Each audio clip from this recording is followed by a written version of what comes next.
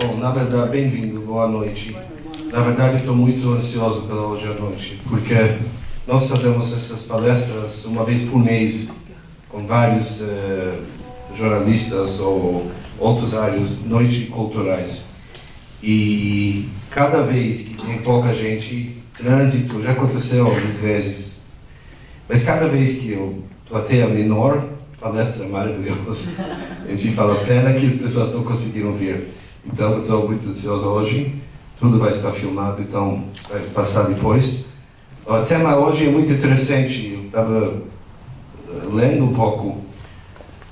O rei Salomão falou: Eit lachshot ve'eit ledaber. Tem hora de silêncio e hora para falar. E fala que tem hora para chorar, hora para sorrir. Tem uma lista de coisas, mas tem hora para falar e hora para não falar. E às vezes não falar vale muito mais. Talmud tem uma frase muito bonita que fala assim: Mila, quem fala um pouco hebraico talvez, é mais aramaico na verdade, nem hebraico não é. Mila quer dizer palavra. Mila besela, quer dizer palavra, vale uma moeda. Shituka bitrei, silêncio vale 2 moedas. Quer dizer, às vezes você fala, foi muito bom, mas o silêncio às vezes vale muito mais. Mas os comentaristas falam assim: quantas vezes você pode ficar em silêncio? Uma vez, vale 1 moeda. Mas palavra vale 2 moedas. Palavra vale 1 moeda. Silêncio vale 2 moedas. Mas você pode ficar em silêncio uma vez e vale 2 moedas. Palavras você pode falar vários e cada vez vale mais. Então tem que saber quando ficar em silêncio, que vale 2, ou quando falar, aí pode valer mais também. Então, as coisas fundamentais no judaísmo, hassidismo, meditação. Meditação significa estar com si, falar sem palavras. Às vezes tem para falar com alma, falar com música, falar com lágrimas, falar com os olhos. Mas o importante é saber conversar e saber a língua da alma. E esperamos escutar um pouco sobre isso hoje. Temos grande honra de ter 2 jornalistas famosas. Eu escuto o CBN anos, eu escuto as suas palavras e variedade de assuntos e pessoas. Pétria e Thaís, então, bem-vindo e muito obrigado. Obrigada.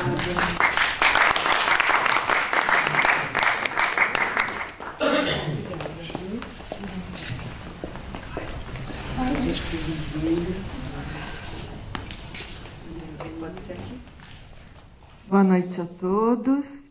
Eu sou a Valéria Copelli Cassiolato. Gostaria de agradecer a presença de todos nessa noite e agradecer nossos patrocinadores, Banco da Ecoval, Companhia Siderúrgica Nacional, Oribank e Banco Safra.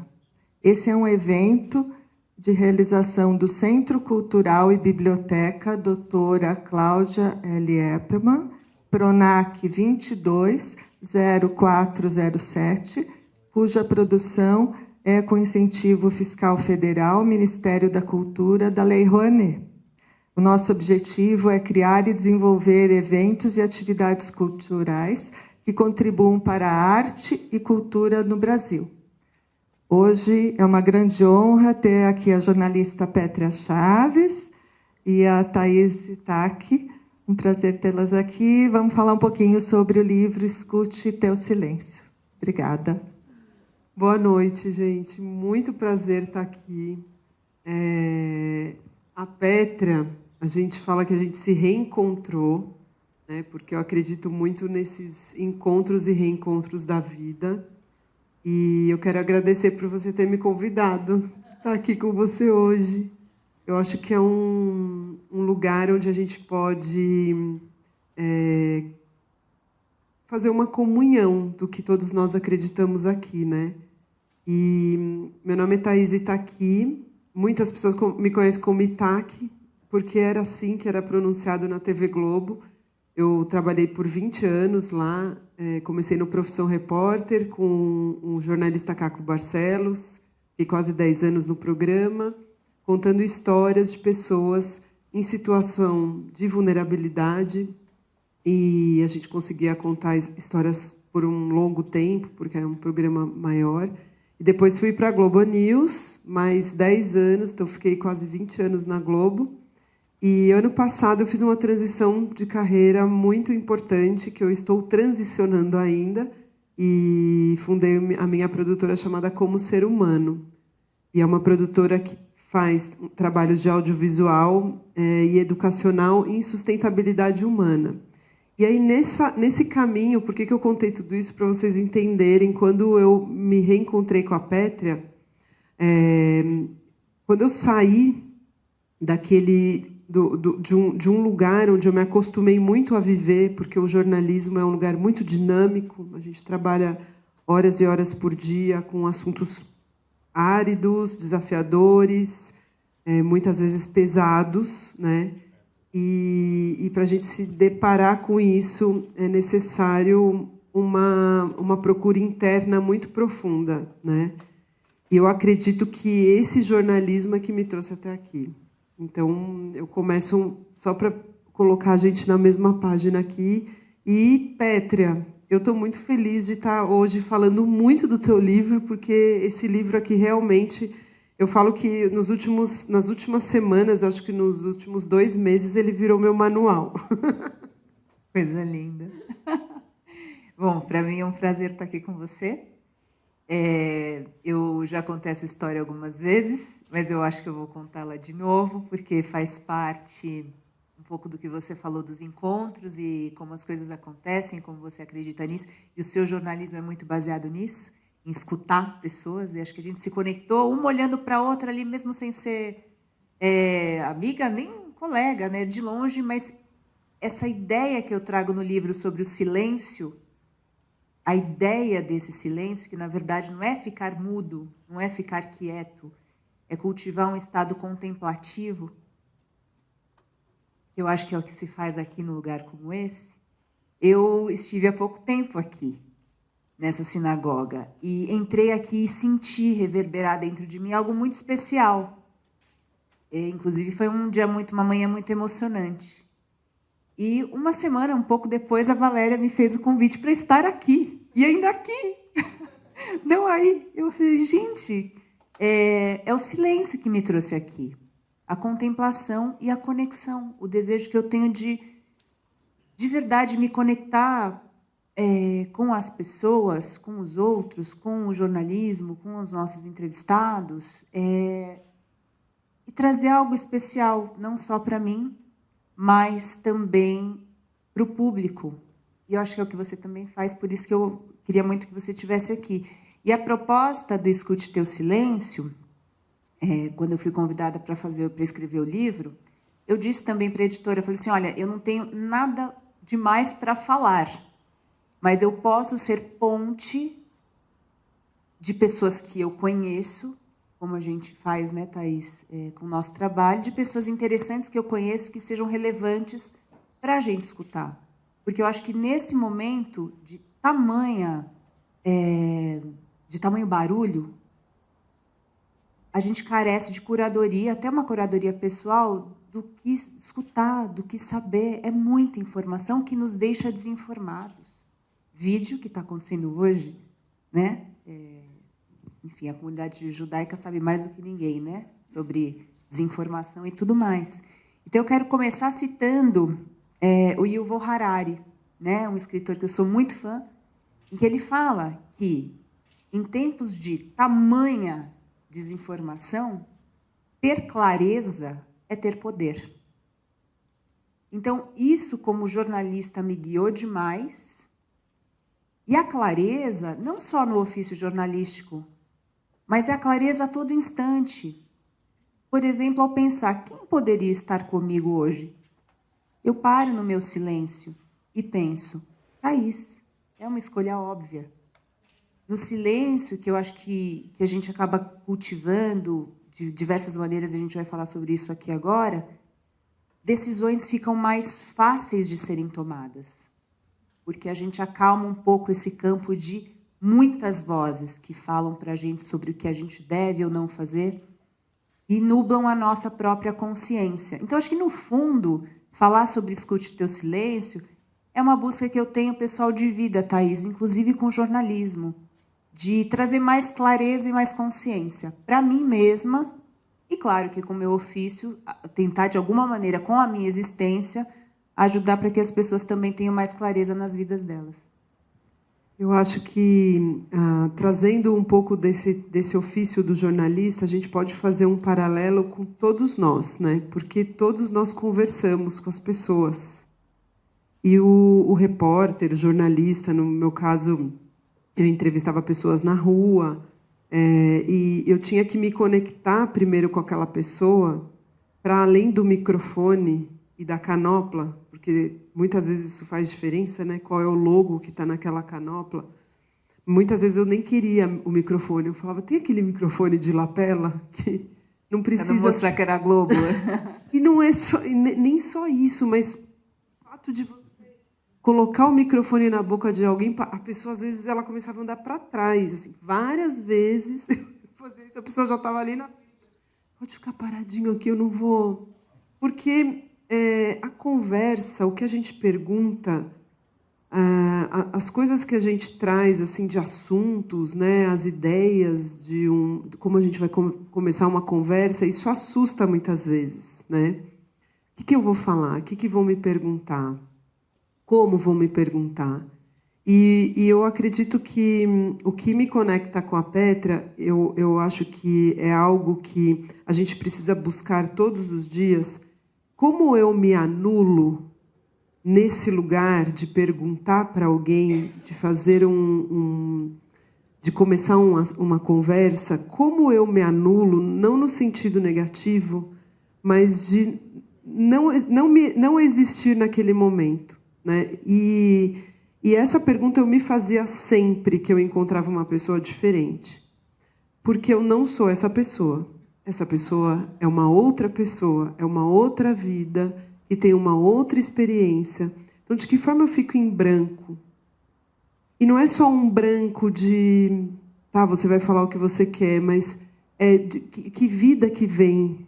O que pode me alimentar também que eu não sei? É um lugar muito de humildade, que eu sempre buscava ter para me conectar com as pessoas. Porque eu acredito... Treino, né, Thaís?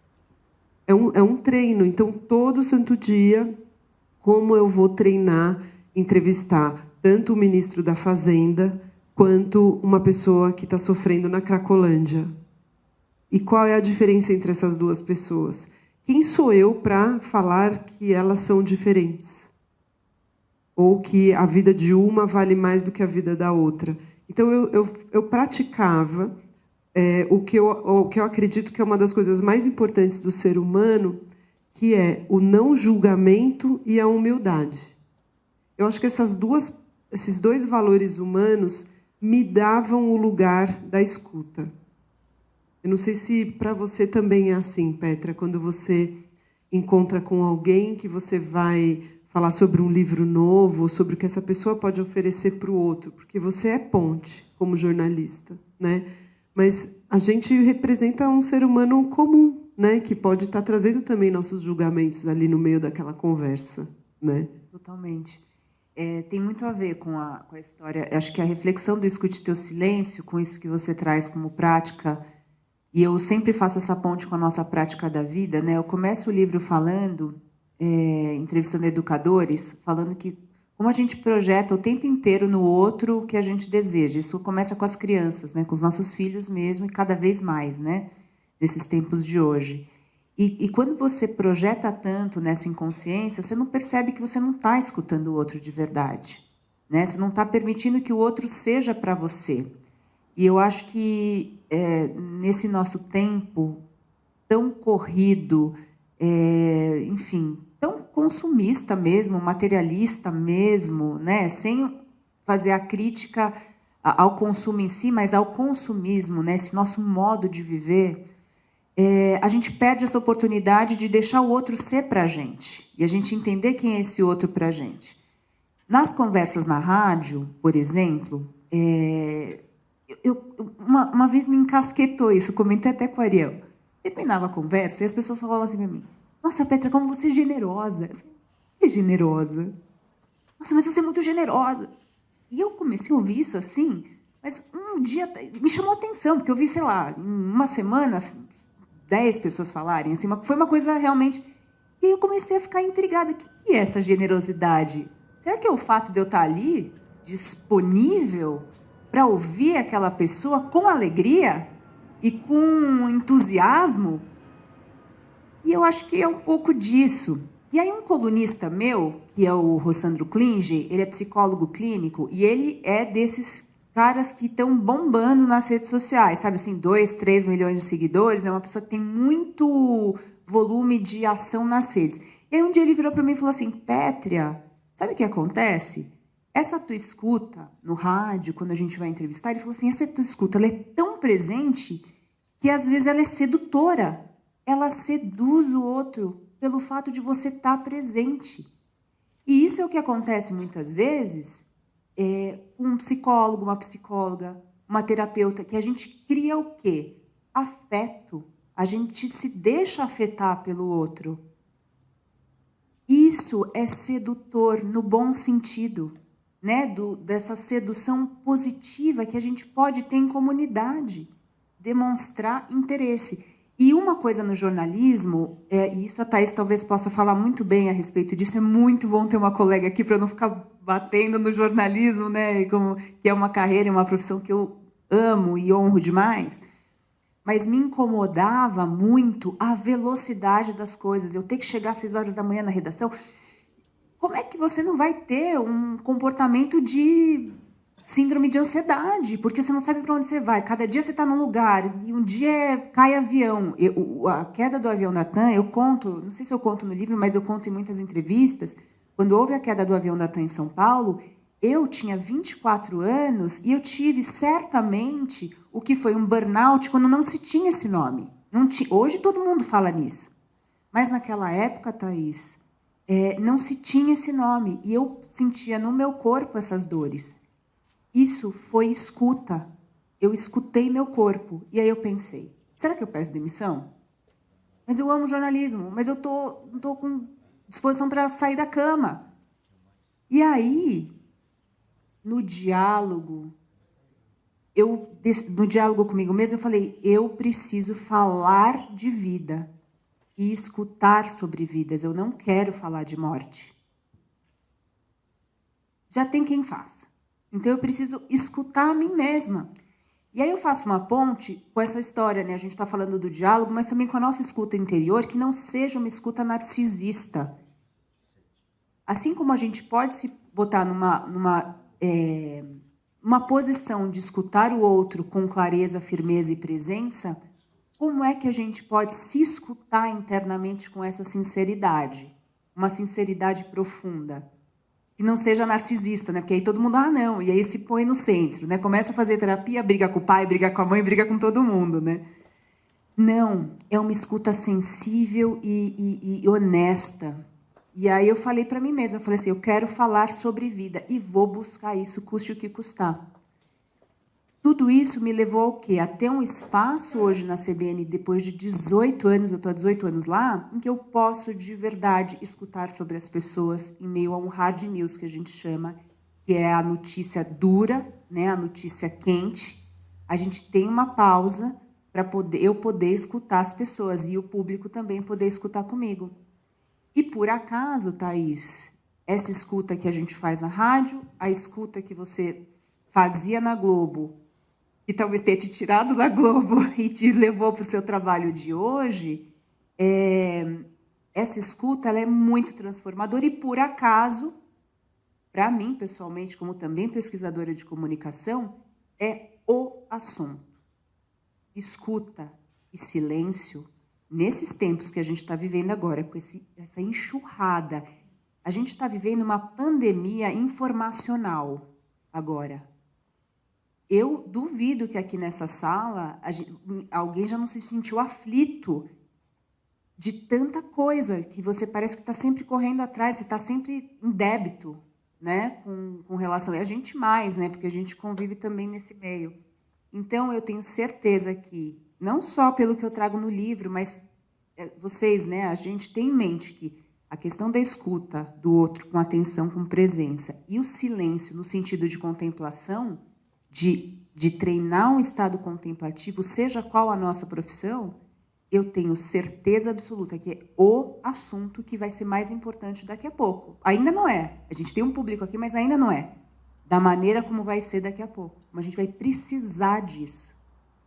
E vir na sinagoga, por exemplo, e meditar de verdade. Estar aqui de corpo presente. A gente vai precisar cada vez mais de espaços físicos que permitam que a gente tenha experiências de corpo presente e de corpo com comunidade. Para a gente de verdade se escutar, para a gente de verdade trocar. Estamos chegando no nível, estamos começando ainda, né, escalando aí um nível de virtualidade, e vem as novas gerações. Criar campos de escuta e criar campos de contemplação vão ser os espaços que a gente vai ter para cultivar o humano. Então, eu queria botar um highlight, né, nesse assunto da escuta e da contemplação. Petra, até aproveitando essa sua reflexão, da gente entender que para a gente encontrar esse espaço de silêncio, a gente vai precisar entender o que são os rituais,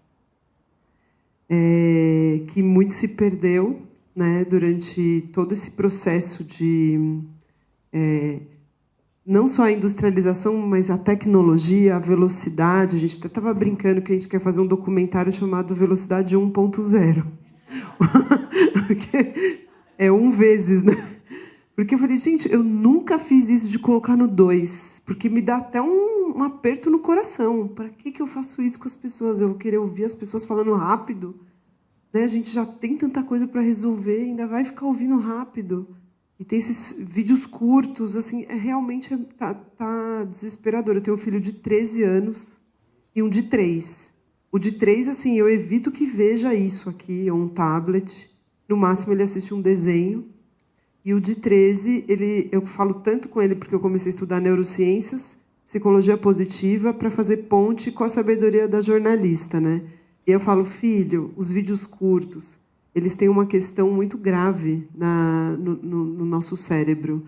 Porque é como se você estivesse deixando tudo em pedaço. Você não consegue entender uma narrativa, às vezes, de 3 minutos, e que nem é tanto tempo. Quando a gente vai conversar sobre algo, às vezes eu faço um vídeo na internet. Hoje, o meu canal, onde as pessoas vão me assistir, é na internet. Às vezes eu faço um vídeo de 5, 6, o meu marido fala assim, ninguém vai assistir. Eu tenho que fazer um e-mail para caber no Reels.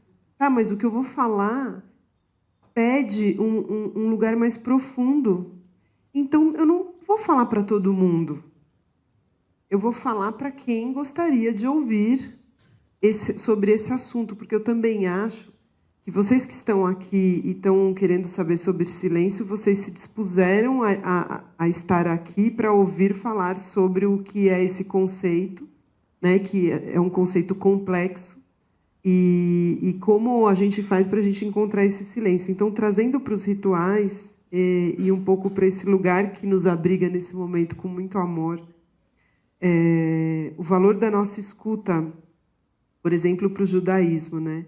Tem um capítulo que você escreve sobre escutas ancestrais, trazendo um pouco de um entrevistado, né, do Eli Horn, e de uma amiga sua, que é uma educadora estudiosa de ciências judaicas, que traz a importância da reza, da meditação, desse momento onde existe o ritual, o tempo.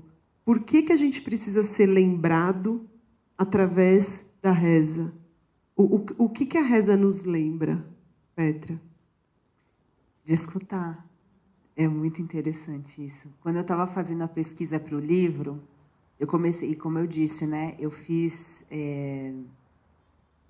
essa questão para a editora. Eu falei assim, eu não tenho verdade nenhuma, eu vou entrevistar, eu vou conhecer pessoas que falem a respeito do assunto e a gente, nos diálogos, a gente chegue a conclusões, né? E aí foi muito interessante, porque, de certa maneira, eu estou imersa, né, no judaísmo, minha filha estuda em escola judaica, enfim. E aí eu pensei, eu preciso entrevistar alguém, né, pessoas da comunidade, para entender como é que é essa questão do silêncio para o judaísmo. E aí eu vi o mundo se abrindo na minha frente.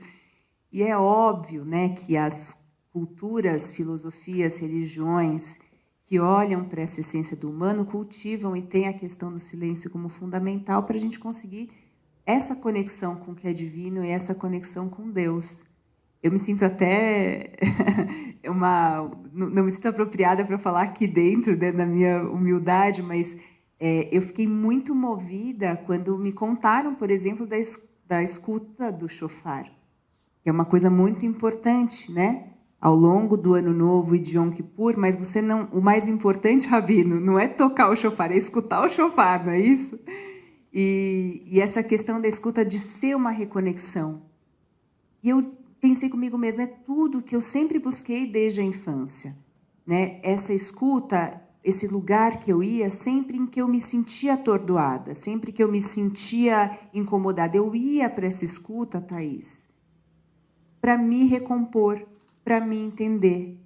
E aí, à medida que eu fui amadurecendo e conhecendo diversas religiões mesmo, culturas, e isso que você colocou dos rituais, é impressionante como, e no próprio judaísmo, isso é muito claro, isso é muito importante, é um valor, né? É Shema Israel, é escuta. Só que como isso está inserido nos nossos dias? Tão assoberbados, tão inconscientes. É um chamado, é simplesmente um chamado. Como o Rabino falou, vale 2. Embora a fala vale 1, mas a gente pode falar muito. Só que tem muita fala. A palavra virou commodity, a palavra é sagrada.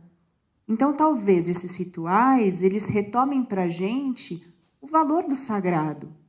E como a prece, a oração, esse momento é de introspecção, para a gente conseguir clarear. Só que para chegar aí eu falo por mim mesma, aí na pesquisa do livro, né? Precisa decantar um pouco, né? A gente precisa ter uma intenção de estar nesse estado mais contemplativo. E aí você vai ter algumas, várias ferramentas, meditação. Eu aprendi que no judaísmo mesmo existe uma meditação judaica, né, Rabino? Foi muito maravilhoso ter entrado em contato com isso, porque, de uma certa maneira, o que eu entendo é que a sabedoria humana e a sabedoria divina, ela dialoga. Ela dialoga, é só a gente estar com vontade de encontrar. E aí eu conecto com uma fala da filósofa Lucilena Galvão, e ela fala assim, a pessoa não pode dar à luz se ela não está grávida. Então, a gente precisa estar grávido desse desejo de ser um pouco mais, de ser um pouco melhor. Quando eu falo dessa questão do silêncio e da contemplação, é só um campo, e eu constato isso entrevistando pessoas ligadas ao judaísmo, pessoas ligadas à filosofia, pessoas ligadas a outras religiões, que essa busca por esse silêncio, essa contemplação, ela é um estado de busca interna mesmo. Não é que a gente vai viver em silêncio, não é que a gente vai se calar. Inclusive, eu falo no livro também sobre o silêncio conivente a violências, o silêncio conivente, né, enfim, historicamente, das mulheres e de minorias. Enfim, não é desse silêncio, é esse desejo de estar em contato consigo mesmo para alcançar algo mais divino. Porque existe, é óbvio que existe. E se hoje eu quero fazer a ponte com o seu trabalho, a gente fala tanto de doenças mentais, males emocionais, males mentais pelos quais a gente está passando, é óbvio que tem uma conexão com a nossa falta de ligação com o divino, da nossa falta de uma ligação com a poesia, porque a vida é isso também. E o silêncio, essa escuta interior, ele é só uma ferramenta.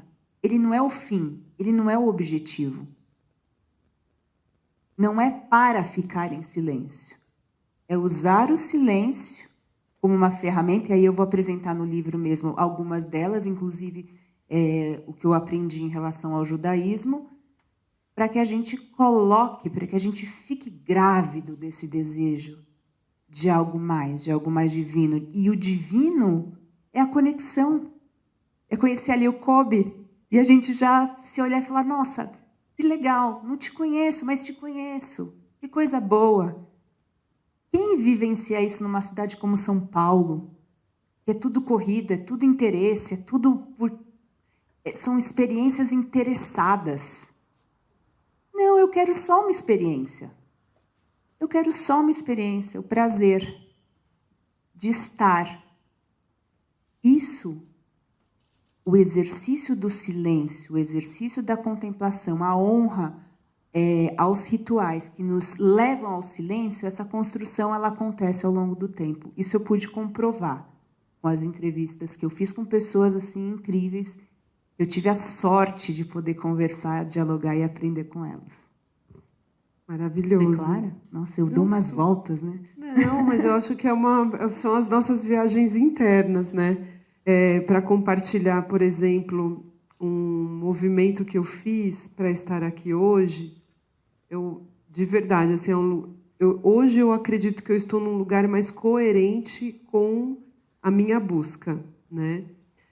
Então, honrar também o caminho que me trouxe até aqui, o trabalho que eu fiz por tantos anos, porque eu realmente escutava as pessoas e fazia com que as pessoas que estavam em casa ouvissem também essas pessoas e a realidade delas, porque era o meu papel. Então, eu tentava ser ali uma ponte, né? E para eu ser uma ponte sem filtro, porque é isso, né? Muitas vezes o jornalista ele traz os filtros, que eu acho que é um pouco desse barulho, né? Então, o barulho do julgamento. Se eu julgo, eu não vou perguntar, talvez, o que eu precise saber ou o que a pessoa que está na casa dela precisa saber. Eu ponho um muro, porque eu estou julgando aquela pessoa que eu estou entrevistando. Então, tinham pessoas que falavam, nossa, como é que você conseguiu entrevistar essa pessoa que estava presa? Porque eu fazia muitas entrevistas dentro de presídios. O trabalho que eu trago hoje com a Gente por Dentro, que é um projeto de saúde emocional, eu também levo para mulheres que estão presas, né, em penitenciárias femininas aqui de São Paulo, e que estão com seus próprios barulhos muito, muito densos. Então, assim, eu chego em alguns extremos. Mas eu tento facilitar o entendimento usando também o que eu acredito ser um mistério da vida. Eu sou uma pessoa muito crente no sentido de que não estou só. Então, para eu encontrar a minha divindade, eu preciso ser muito humilde mesmo, de que talvez eu esteja aqui para ser um canal de amor, né? Eu me emociono quando eu falo disso de verdade. Porque hoje eu estou nesse lugar de coerência com a minha vida. Então, assim, eu agradeço muito tudo que eu vivi, porque eu acho que através do sofrimento humano, eu entendi que a gente precisa ter um amor maior pelas pessoas. Hoje eu também trago nos meus trabalhos encontros presenciais, porque eu acredito que são revolucionários. Estar aqui presencialmente falando sobre esse assunto é revolucionário. Então, parabéns por essa iniciativa de vocês. Nós temos dores em comum, nossas humanidades estão nas nossas vulnerabilidades e a gente só consegue se conectar na vulnerabilidade, na dificuldade que a gente tem, muitas vezes, de estar vivendo, porque é árduo também. E também é muito bonito. Dentro da minha família, eu tenho um irmão que tem esquizofrenia, uma mãe que está vivendo com depressão. A falar sobre saúde emocional não é algo que surgiu do nada na minha vida, Mas quando eu acho que eu comecei a trabalhar com o ser humano e eu sou apaixonada pela existência, eu falei, alguma coisa tem a mais nisso aqui. O que que é? Então, eu estive num vazio que eu precisei me silenciar. Peraí, e teve também a história que a gente já viveu, né, isso, que é o barulho do jornalismo, as demandas do jornalismo, que são as demandas do mundo, e que te serviram durante um bom tempo até que você entendesse qual era teu caminho, né? Teve um pouco disso, né? Porque existe uma... Eu acho que o ser humano ele tem esse voyeurismo pelo sofrimento, não no sentido de apoio, mas de saber da vida do outro ou o que está acontecendo. Tá? O que você faz com o que está acontecendo?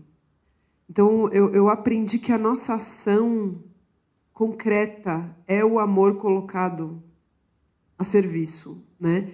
Quando eu só falo sobre algo e não ajo, é como se eu não estivesse existindo na minha materialidade. Né? Eu acho que, por exemplo, um jornal que coloca 80% de reportagens policiais ou de medo, né, que traz esse lugar da insegurança, o que está querendo promover? Né? Eu tentava pegar, tá bom, existe um problema, qual é a solução? Vamos fazer matéria propositiva. Né? Então, acho que assim, a gente acaba falando muito desse lugar, né, Petra, porque é um mundo que é alimentado por notícias, que realmente existe a dor, existem pessoas em sofrimento, mas o que eu faço com esse trabalho? Como a gente coloca projetos que são mais que constroem soluções, que nos levam à frente, que nos elevam. Então, que as pessoas gostem de escutar isso. Exatamente. Porque a justificativa é que isso não dá audiência. Essa é a justificativa. Por que a gente não fala mais? Porque é óbvio que a violência dá mais. As intrigas políticas dão mais audiência. Porque não é a política, é a intriga política. É a intriga. Isso dá muito. As pessoas querem ver, por isso que isso tem na rede social, não precisa nem falar de uma emissora ou qualquer coisa dessa. A gente vê, né? A gente vê o desejo. Então, eu só quero fazer uma ponte disso que você está falando, porque doutrinar a nossa escuta para o que é importante para a gente, em qualquer profissão, em qualquer meio, já é ser um agente de exemplo para escolhas melhores. Eu tenho essa sensação, assim, sabe? Aí pronto, só isso. Eu acho que é encontrar primeiro. Antes, já é difícil a gente encontrar quem a gente é. Porque a gente vai sendo, né? E aí você fala, eu sou bom para quê? Eu falo muito com os jovens também, que não sabem o que fazer. Onde que eu vou ganhar mais dinheiro? Tá, mas antes de você querer ganhar o dinheiro, quem você é, do que você gosta, o que te faz feliz, o que brilha teu coração, o que te traz essa sensação de você se ouvir, o que traz mais calma, o que você precisa aprender também para se encontrar. Então, o silêncio nos ajuda, primeiro, a gente encontrar quem a gente é. E eu acho que isso é uma busca, é uma jornada. Hoje eu acho que eu tenho esse talento de escuta e de falar sobre humanidade, sobre saúde das emoções. E de que forma eu vou colocar isso no mundo, então? E esse silêncio que a gente precisa treinar todos os dias, porque mesmo a gente estando nesse lugar, né, Petra, falando sobre isso, a gente está vivendo, temos filhos, trabalho, correria, né, os projetos, a gente está indo atrás, a gente tem um que a gente quer fazer um documentário agora sobre silêncio, e a gente vai conseguir fazer. Então, é um caminho que a gente precisa percorrer, que tem seus desafios. E eu preciso, mesmo assim, mesmo sabendo e entendendo, por exemplo, do que a neurociência descobriu, né, de como a gente faz as conexões neurais para a gente entender mais claramente como que eu coloco mais neurotransmissor de prazer ou de calma. O que eu tenho que fazer para alcançar esse lugar? Respirar, parar. Às vezes a gente não faz isso. Tem vezes que eu faço assim no dia. Aí quando eu faço assim, eu falo, gente, eu não fiz isso uma vez hoje. Ou eu estava vindo para cá. Tem um poder regenerador. Vocês já experimentaram fazer isso com consciência? Assim, parar, respirar até fundo. É bom demais. É uma escuta. Eu faço essa alusão com a palavra escuta. Essa para é incrível. Só que é um treino, né? Um treino. Treino. Eu quero ler uma coisa. Fica à vontade. Olha só. Deixa eu ouvir. Eu quero só. Você continua depois? Você não perde o que você ia falar? Não. Olha só. Não, porque tem um trecho aqui que tem muito a ver com isso que você está falando. E depois você continua na história da neurociência, tá? Fala o seguinte, colocando aqui nosso grupo hoje, né? É uma fala do rabino Lord Jonathan Sacks. E ele fala assim, a gente traz aqui. A escuta cria relacionamentos. Escutar significa que as percepções e os sentimentos do nosso parceiro de conversa são importantes para nós. Um pai amoroso ouve seu filho. Um bom chefe ouve seus trabalhadores. Uma empresa de sucesso ouve seus clientes. Um bom líder ouve aqueles que lidera. Ouvir não significa concordar. Ouvir significa cuidar. Ouvir implica ser vulnerável. Ouvir é o clima no qual o amor e o respeito podem crescer. Eu fico, toda vez que eu leio, eu fico emocionada, porque eu acho que é só o que a gente está falando aqui, e é uma alegria estar podendo falar sobre isso. Eu tenho 42 anos, 2024, jamais pensei que eu ia poder estar falando de uma coisa dessa com tamanha importância, como que eu acho que é. Ao mesmo tempo, o que a gente está falando aqui pode até soar como poesia, pode soar como palavras bonitas.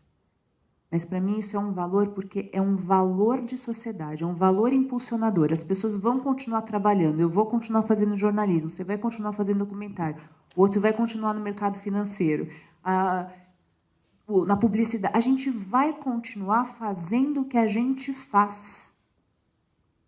Mas o impulso é outro. O impulso é o cuidado. E o que está implícito no cuidado?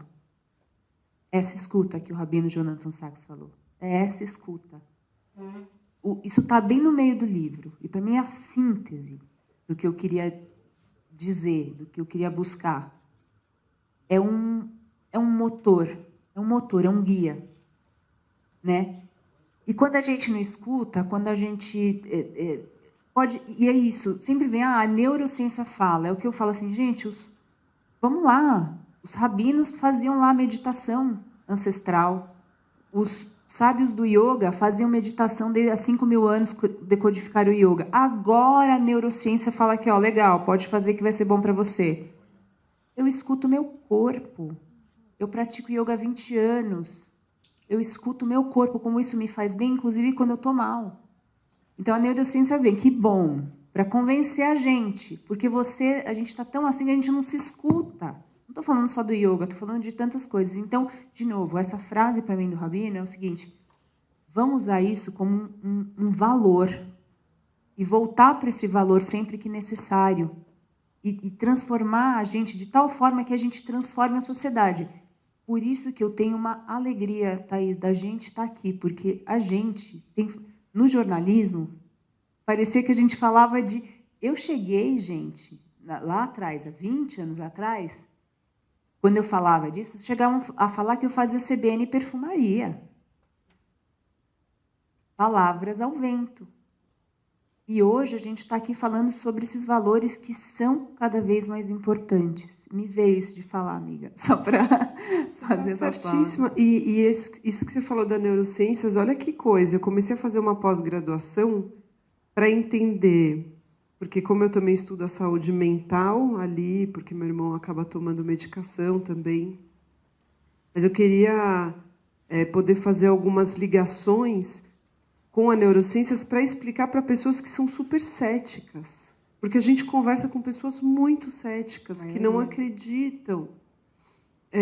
no mistério da vida, que é tudo muito concreto ali, né? Que a gente começa a falar e vem política, aí fala dos especialistas, e todos são importantes, claro, mas eu acho que a gente está caminhando, de verdade, eu vejo a gente caminhando para trás no bom sentido. A gente precisa voltar. A gente precisa voltar. Quando eu ando no asfalto, eu falo, embaixo desse asfalto tem terra. Às vezes eu estou com meu filho andando nos bairros aí que tem montanha, eu falo, isso aqui a gente está numa montanha. O que é isso? Onde a gente está vivendo? Então eu acabo indo para um lugar tão filosófico, eu sempre fui meio filósofo, assim, de eu olhava para a lua e falava, minha vida não está boa. e eu olhava para a lua e falava assim, porque eu acho que, quando a gente olha para o céu, a gente tem uma referência muito grande, né, do que a gente é. Então, eu lembro que eu estava no meu vazio, num determinado momento da minha vida, num trabalho que não estava mais me nutrindo minha alma, assim. E aí eu falava, o que eu estou fazendo aqui? Eu estou aberta a receber essa resposta. Por isso que eu acho que conecta muito com a gravidez que a Lucilena fala. Eu me abri de verdade, assim. Por favor, Deus, o que eu preciso saber? Eu estou aberta a isso. Então, eu me coloquei primeiro aberta. Para começar, eu acho que a vir algumas respostas, eu acho que a vida sendo pedagógica mesmo.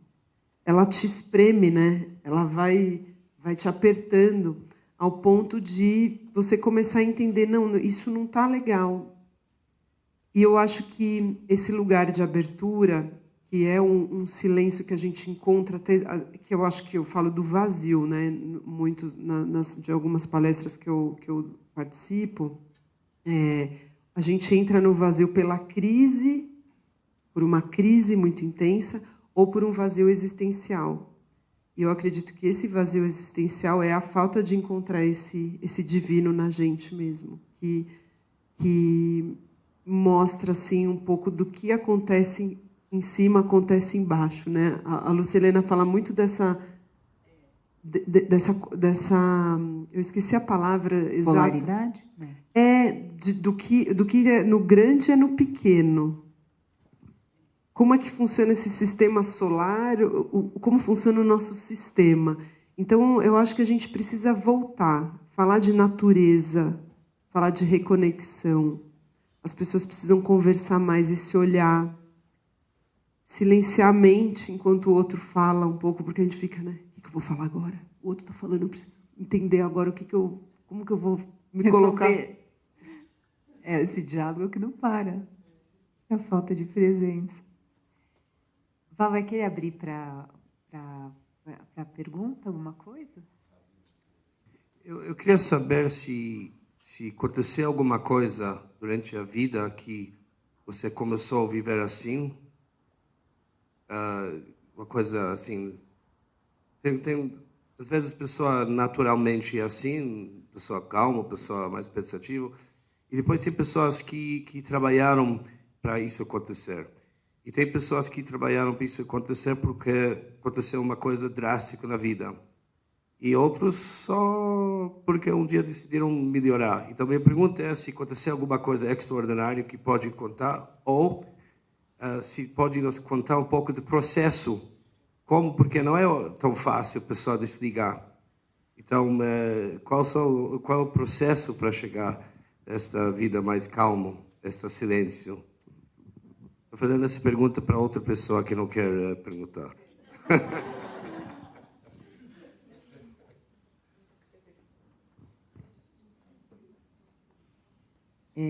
Essa pergunta é muito boa, porque acho que são as duas coisas. Sim, talvez eu tenha uma predisposição a conseguir ou a precisar. Eu acho que a questão mais importante, Rabino, é a seguinte: eu não tive escolha. Eu acho que eu ouvia o meu barulho interno de uma forma tão intensa e desde tão nova, que eu não tinha escolha a não ser, em determinados momentos, ficar no meu quarto lendo os meus livros. Eu precisava disso. Então, eu precisava do silêncio como remédio. Primeiro. pela barulheira normal da vida, eu sempre fui muito incomodada e me doía muito certas coisas que aconteciam no contexto da escola e tudo mais.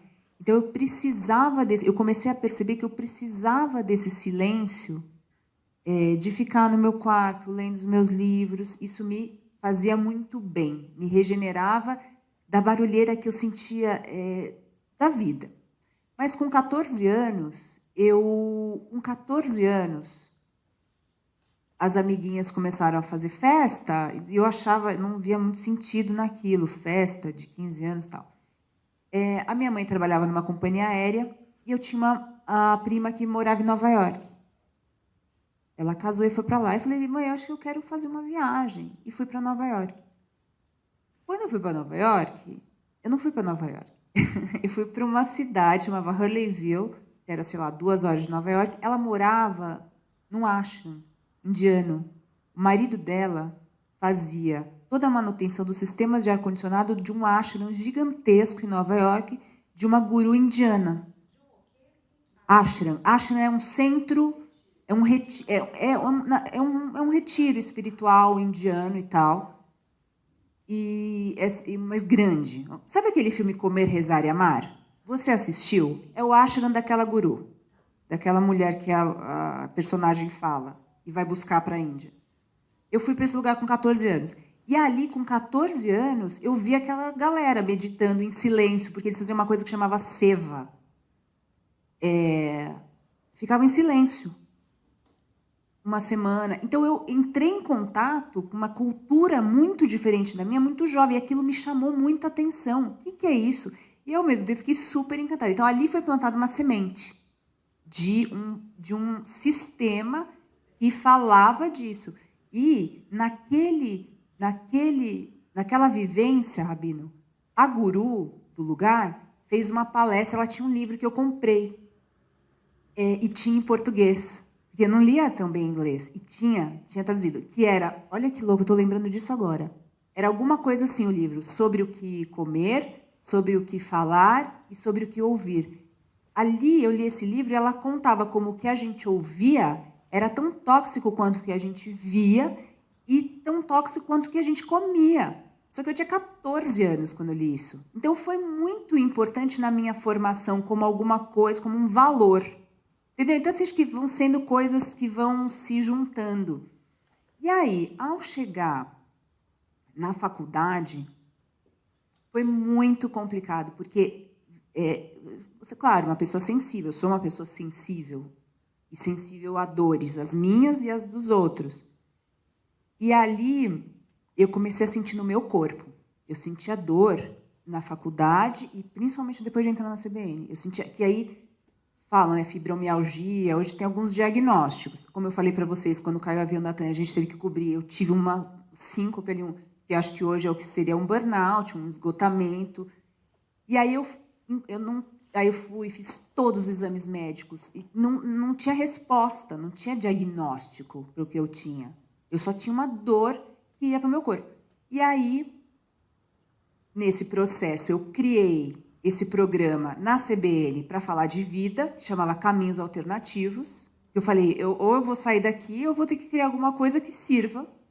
Então, eu fazia o helicóptero na CBN, fiz durante um bom tempo, e criei esse programa. E no dia do meu aniversário, a primeira reportagem do programa, eu tinha 24 anos, eu fui para um ashram aqui em São Paulo, indiano, e conheci o yoga. E ali eu comecei a praticar yoga e meditação, e eu nunca mais parei até hoje. Quanto você passa o seu carnaval? No retiro. Hoje eu faço com as crianças.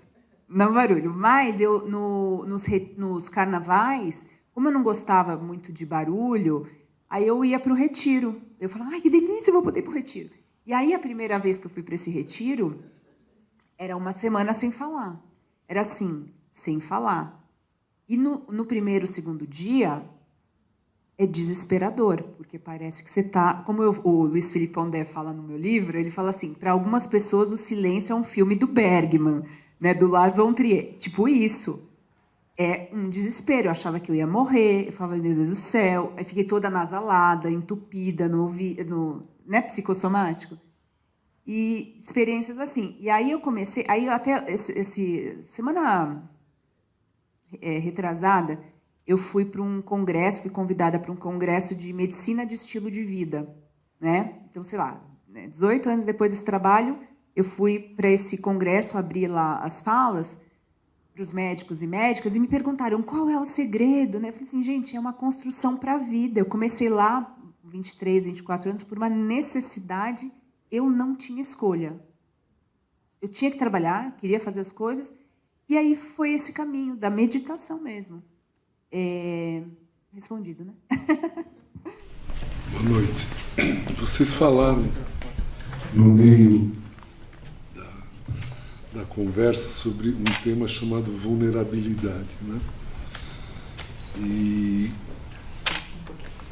vocês falaram também dos valores passados, né? Da gente reconhecer alguns valores passados. Eu queria perguntar para vocês se vocês não acham que nos tempos antigos essa vulnerabilidade era do desconhecido, né? Vinha dos céus, vinha dos astros, vinha de um monte de lugar. E hoje a vulnerabilidade vem do nosso meio mesmo, né? Então eu pergunto se não é isso que traz para a gente toda essa pressão que a gente vive tão materialmente, né? Quer dizer, esse medo dessa vulnerabilidade. Eu acredito que sim, porque nós mesmos estamos nos colocando numa situação ruim, o próprio homem, né? Através das suas ações em relação à economia, né? Em relação a esse crescimento que nós somos forçados a ter. Hoje mesmo, olha que coincidência, eu estava falando com um banco, que o nome desse banco chama Impact Not a Bank. Tipo, o impacto que eles querem gerar não é um impacto... eles querem que o impacto seja de pessoas, de geração de valores através, né, de terceiro setor, enfim, de ONGs. E são pessoas que estavam em bancos tradicionais e que hoje trouxeram um conhecimento para que outras pessoas sejam atendidas ali, sejam afetadas de forma positiva. Mas eu acredito que a gente tem tantos problemas sociais em relação... Aí a gente pode falar de várias coisas. Só a desigualdade social, eu fazia... assim, resumidamente, eu fazia o problema da desigualdade social, que está em relação à saúde das emoções, a pessoas que estão consumindo drogas, ou são pessoas que têm problemas com álcool, porque é um sofrimento tão intenso dentro delas que elas elas tentam encontrar outras saídas para de alguma forma conseguir sanar aquela dor, que elas acabam colocando mais dor ainda, e aí a política pública não consegue, sabe? É desesperador. Tinham pautas que eu fazia assim, eu falava, gente, não tem jeito isso aqui. Eu não consigo encontrar solução se não tiver uma consciência coletiva muito grande. Sabe que eu falo muito da sustentabilidade humana, das pessoas se darem as mãos, porque a gente não faz tudo sozinho. A gente precisa de tanto apoio do poder público, do poder, né, da sociedade, todo mundo caminhando junto. Precisa ser muito grande isso, para a gente conseguir resolver. Então, entrar para dentro da gente e entender que a gente tem um mundo aqui dentro para explorar, para mim, é um caminho. O caminho do olhar para dentro. O que me incomoda? Onde está essa dor? E como eu posso fazer para encontrar uma paz dentro de mim? Esse é o caminho que a gente precisa fazer hoje em dia. voltar atrás nesses lugares, assim, no que é a vida, por exemplo, até parece que é muito abstrato falar, mas olhar para o que a gente está fazendo aqui. Quem sou eu? Para que serve tudo isso? Por que eu estou aqui? São perguntas essenciais. O que eu estou fazendo da minha vida? Como eu me relaciono com a pessoa que está do meu lado, na minha casa? Depois, como eu me relaciono com a pessoa do meu trabalho? Eu comecei a fazer esse caminho. Poxa, se eu estou querendo me relacionar bem com pessoas que eu conheço no jornalismo, então eu também tenho que olhar para dentro da minha família, que tem problemas. Então eu comecei a trazer o que eu via de fora para dentro. Então esse olhar, quem é minha família? O que eu preciso fazer aqui em relação a valores humanos para eu dar um passo a mais para um caminho mais saudável de vida, né? Então eu falo muito da gente, fala que o futuro é ancestral, né? Tem essa fala, né, da população indígena, né?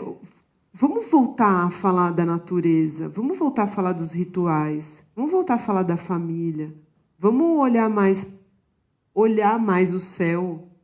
São coisas mais simples. Às vezes a gente né, transforma as coisas de uma maneira muito complexa. Eu acho que a gente tem que olhar mais para o que é simples, para o que é natural da gente, né, para o que é menor, pequeno. O que eu faço no pequeno, dentro da minha casa, que eu posso fazer no grande? Então, eu acho que a coerência, encontrar coerência entre o que é pequeno e o que é médio e o que é grande, para a minha vida, e eu posso falar de mim, foi algo que me levou mais para a coerência de vida, para a clareza de vida. Eu não posso falar uma coisa aqui e na minha casa fazer o contrário. Então, se eu estou sendo ativista em saúde das emoções, eu olho para o meu irmão, é a minha maior motivação. Hoje eu faço de tudo para ele, para minha mãe. Eu não tenho mais o nosso pai.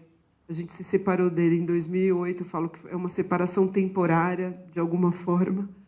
E ficou só nós três, minha mãe, meu pai e meu irmão. Eu tenho minha família, meus filhos. Mas eu olho muito para isso, assim, o que é desse tamaninho, que, na verdade, é muito grande. Eu faço palestra no meu condomínio. Falo, por que eu tenho que fazer palestra só para milhares de pessoas, para centenas de pessoas? Eu reuni outro dia 30 pessoas no salão de festas que se interessaram em falar sobre a gente por dentro. Como eu começo? Então, eu acho que é uma jornada, assim como a Petra falou, eu ainda estou nessa jornada e todos nós estamos, de alguma forma.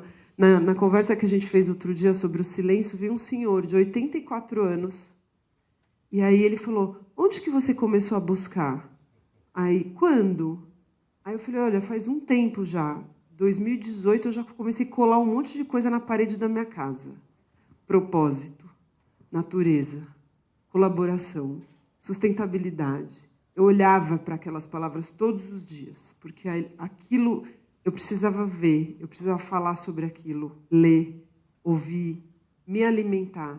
E é hábito, né? É hábito. Todos os dias. Eu falo que eu acordo pensando no meu propósito todos os dias.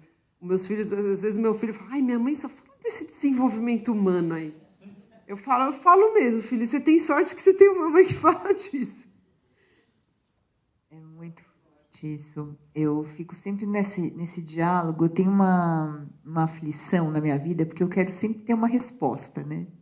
Eu não sei se eu te respondi. Não, respondeu. É um caminho, eu acho que foi um caminho, é o olhar para dentro. Eu vejo que não tem outra saída. E a gente poder se reunir, sabe? Cada vez mais, falar mais sobre esses valores. Eu estava pensando exatamente nisso, que é uma das coisas que eu mais me admirei ao encontrar com a comunidade judaica, que é a comunidade. É assim, para o bem ou para o mal, gosta ou não gosta, comunidade.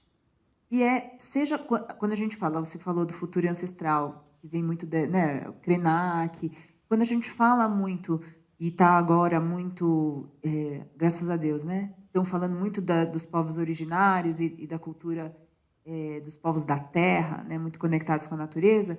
Uma das chaves é o quê? Comunidade. né? Então, assim, que é o que nos conecta. Então, a vulnerabilidade, eu vejo cada vez mais, o mundo vai sempre criar fomes para a gente, desejos. E isso cria medo, porque a gente vê, né, a vulnerabilidade só mostra como a gente é mesmo, vulnerável. Quem disse que não é o carro blindado? A grade gigantesca? Quem garante? Ninguém garante. Então, tem um misto de fé, um misto de acreditar e comunidade. Porque, no fundo, na materialidade, é a comunidade que apoia a gente, né? E volta, né, para essa questão da dupla escuta, que é a escuta interna e a escuta do outro. E aí são feitos laços. Eu estou escrevendo meu segundo livro, e aí eu conversei com muito legal isso, uma liderança indígena, um pensador indígena, não sei se dá para falar assim, enfim, um indígena bizarramente sábio. E ele me falava assim que ele estudou na USP, né? Porque ele veio para São Paulo, estudou na USP, e um dia ele recebeu um índio chavante, porque os índios com 15 anos fazem tipo um intercâmbio com tribos e entre eles. Então o índio chavante veio ficar com ele, Tupi-Guarani. E ele levou o índio chavante para a USP, e na hora do almoço. E aí o índio chavante, na hora do almoço, ficou assim, chocado. Aí ele falou, o que aconteceu? Aí ele saiu e ele falou assim, Cacá, é hora do almoço e eles estão falando. Por que eles não estão comendo? Não é hora de falar. Então, por que eu estou falando isso? Porque a gente, de certa maneira, na nossa cultura, é tudo tão atropelado, é tudo a gente não ouve, e aí a gente vai perdendo a conexão com algo muito poderoso e essencial, e a gente vai ficando mais vulnerável, vai se sentindo mais indefeso, mais sozinho, mais isolado. E não é verdade. De novo, eu volto, porque eu sou muito fã do judaísmo. Essa proposta de você estar junto e tal, é um chamado de tipo, não esquece que a gente é comunidade. A gente é mas a gente é comunidade. E isso é um dos antídotos para a vulnerabilidade, porque se acontecer, porque vai acontecer. E eu falo isso em algumas entrevistas. Qual é? Não sei o quê. Não tem, vai doer. Você vai fazer meditação? Vai acontecer. Vai ter morte, vai ter doença, vai ter tragédia, porque isso faz parte da vida. A gente é vulnerável. Só que quando eu me conecto com isso que eu estou chamando de silêncio, ou escuta interior, alguém pode falar meditação, o outro vai falar reza, tal. A gente percebe que tem uma ordem maior e a gente pode dar a mão, e, inclusive na dor, porque a gente é vulnerável demais. Eu até estava conversando outro dia com o médico, porque logo depois de lançar o Escute, foi agora, eu falei assim, gente, eu estou depressiva, estou com depressão, o que está acontecendo? Ele falou, você experimentou o teu livro, né? Não é para ser bonitinho.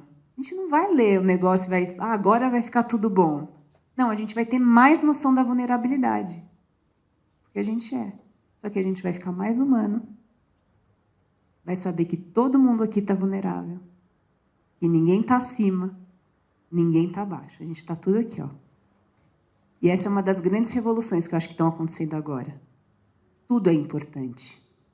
Uma cidadezinha lá no centro da China espalhou uma coisinha lá que ninguém enxerga. Contaminou a rainha da Inglaterra. Contaminou e levou um monte de gente embora. Então, tudo é importante, porque todos nós somos muito vulneráveis.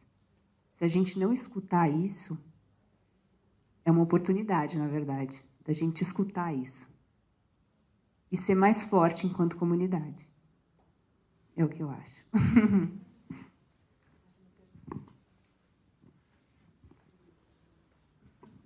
Eu ia falar exatamente isso, né? A vulnerabilidade é o ser humano, né? A gente é humano e, portanto, somos vulneráveis. Eu sempre me faço essa pergunta todos os dias dentro do meu consultório: por que é tão difícil as pessoas admitirem, né, que são humanas, né? Então, acho que essa é uma reflexão, mas que você já falou bastante, mas eu acho que tem uma outra coisa que assim, realmente é muito maravilhoso a gente poder falar sobre isso e ter esse espaço para isso. Mas, infelizmente, por outro lado, a gente ainda vive um estigma enorme em todas as classes sociais quando a gente fala de saúde mental, né? Então, eu sempre também tento me perguntar, né, que caminho que a gente segue para poder começar a desconstruir, né, que como se fosse algo né, extra alguma coisa, porque a condição de saúde mental também é da humanidade, né? É coletiva, é exato. Então, eu fico sempre pensando, assim, como jornalistas, como que vocês entendem, né, que essa mensagem pode chegar nos mais diversos lugares de uma maneira clara, né, que comece a quebrar um pouco desse peso, né, de tudo isso como se fosse extra alguma coisa e não tão humano?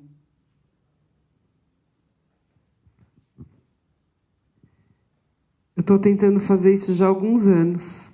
E embora entenda que é muito difícil trazer o tema da saúde mental, porque eu acho que o próprio tema, assim, o nome, eu já senti isso na pele, de que falar de saúde mental parece que é uma coisa à parte, né? Ah, Thaís, mas por que a gente vai falar disso? É o Dia Nacional da Saúde Mental? Ou é Setembro Amarelo? Eu falava, meu Deus, eu só vou fazer essa pauta uma vez por ano. Então, eu tentava colocar saúde emocional e mental no meio das minhas pautas. E isso era uma coisa que eu tentava fazer. No meio de uma pauta X, eu ia falar sobre algo que tem a ver com o ser humano, com alguma vulnerabilidade, né, que aquela pessoa tinha, ou aquela criança, ou aquele sofrimento que ela estava vivendo, o que estava causando na vida dela. Uma vez eu cheguei até a ser convidada para ir para a Jordânia, eu estava contando para a Petra, para estudar estresse tóxico na infância. E o que seria estresse tóxico? Eu falei, o que é esse termo? Né? Esse termo até o jornalismo gostou. Poxa, estresse tóxico é um termo novo. Porque o jornalismo trabalha com conceitos, com lead, com manchete. Então, a gente tem que ser muito criativo para vender as pautas. Mas, no meu caso, como eu queria fazer cada vez mais isso, eu tive que sair. E não porque, também vocês não aceitam, eu vou sair, obrigada. Não era isso. Eu entendo esse lugar, eu tive essa humildade de entender que ali eu não ia poder falar tanto sobre isso, e eu resolvi sair para ser ativista fora e ter outros núcleos que pudessem me apoiar. Porque a gente não está falando só de saúde mental, a gente está falando de preconceito, estigma, exclusão. Então, um dos projetos que eu tenho, por exemplo, de documentário, o meu irmão está nele. E eu falo, ele é um estigma de exclusão pela sociedade, pelo mercado de trabalho, pelos amigos, pela escola. Ninguém quer estar perto, né? Porque não é algo que... É muito difícil. Então, assim, realmente é uma realidade. Só que, para eu ir contra isso, o que eu fiz? Não contra, né? Para eu tentar trabalhar de uma maneira mais consistente, eu primeiro me coloquei como um indivíduo e eu me sinto feliz de eu poder ter tomado essa decisão, porque às vezes a gente quer abraçar o mundo e quer fazer uma coisa extremamente gigante. E a gente, às vezes, não tem essa força toda, né? Então, eu comecei a me entender como uma célula que eu posso me unir com outras células para, pelo menos, eu fazer esse trabalho. E eu me sentir satisfeita com isso. Né? Então, eu acho que a gente precisa se olhar, colocar o que você está fazendo algo. Né? E esse lugar onde você está ajudando algumas pessoas. Muitas vezes a gente quer ajudar 100, 200, 300. Claro, quanto mais, melhor. Mas se eu conseguir 50, tá bom. Se a gente conseguiu reunir aqui 50 pessoas, estamos no caminho. Então, eu tenho esse lugar de estar satisfeito com ainda o que a gente acha que é pequeno, mas no fundo não é. É nossa jornada, é nosso caminho, né? É seguir, né? Eu acho que é seguir. E aí as coisas vão se abrindo. Eu acho que a gente fez caminhos muito parecidos nesse sentido no jornalismo, que é, eu sempre falo isso, assim, independente do que seja, mas se essa questão é persistência. É persistência, não desistir. Desde se você está com uma depressão, é ter persistência, que vai melhorar e, claro, vai tomar os caminhos. Mas se está no caminho de desmistificar a questão da saúde mental e emocional, é porque a gente também tem ainda, né, é uma sociedade de muito rendimento, de muito agora, muita cobrança com o resultado do que nós somos, e o esquecimento de que a gente é um processo de vida, de crescimento o tempo inteiro, que eu estava falando, né, para vocês, assim, que eu vejo de cai e levanta, no melhor momento da sua vida, amanhã vira o pior, porque é a vulnerabilidade. Então, a gente está se dando conta disso, né? E às vezes mais, às vezes menos. E quem se deu conta, quem desperta para essa que é a única verdade, faz. É o nosso papel, né? Era a última pergunta. Eu quero só arrematar essa ideia com uma... Por quê, né? Uma das conversas que mais me emocionou assim no livro foi justamente com a Lucilena Galvão, por ser uma mulher, por ser filósofa e por ter uma fala muito contundente, muito equilibrada. E aí eu falo muito com ela sobre a nossa sociedade, né? E como a gente se tornar uma pessoa melhor, uma sociedade melhor. Ela falou assim para mim: eu tenho uma frase pronta para você, Pétria. A natureza não dá saltos. Tudo é mérito, e o mérito é construído lentamente. Não chegamos a esse buraco que estamos do dia para a noite. E não vamos sair do dia para a noite também. Ou seja, a gente tem que arregaçar as mangas e fazer. E aí ela fala o seguinte: é impossível que o seu mal não me prejudique. E é impossível que o seu bem não me beneficie. Todo aquele que cai leva um pouco de nós nessa queda. Todo aquele que se eleva, nos eleva junto com ele. Toda separatividade é uma ilusão. E é a noção de que a noção de separatividade, dessa noção vem a agressividade. A ideia de que eu posso tomar algo de você, que eu posso me dar bem enquanto você se dá mal. Todas as formas de vaidade, crueldade e narcisismo vêm daí. E aí termina. Não é bastante ter ouvidos para ouvir o que é dito. É preciso também que haja silêncio e escuta dentro da alma.